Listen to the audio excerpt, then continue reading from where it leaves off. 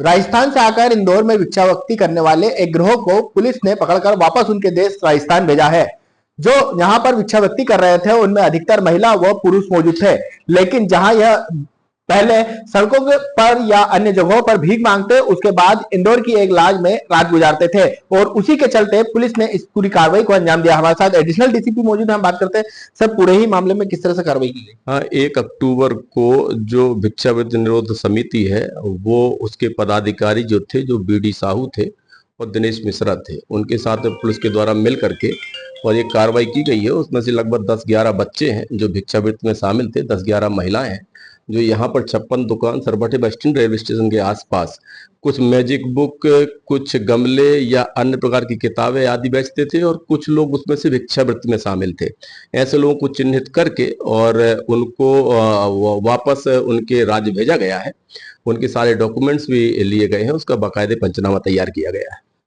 इतना कितना कमा लेते थे जो ये लॉज में ठहरते थे और क्या बताएं? सामान्य बातचीत में यही पता लगा हुआ है कि राजस्थान में उनके पास कोई व्यवसाय था नहीं, वहां पे गर्मी पड़ती है तो अक्सर वो इन्हीं राज्यों में आते हैं और लगभग 300 से 500 रुपये रोजाना वो अपने इस धंधे से और मांग करके कमा लेते हैं और इसी से अपना गुजर बसर करते हैं।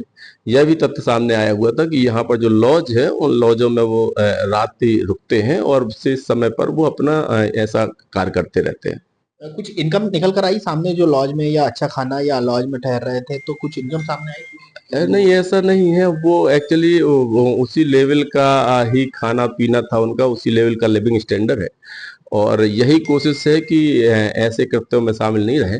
उनके जो पुरुष वर्ग हैं ये भी तथ्य सामने में आया हुआ है कि वो कहीं ना कहीं किसी न किसी मेहनत मजदूरी करके कमा रहे हैं।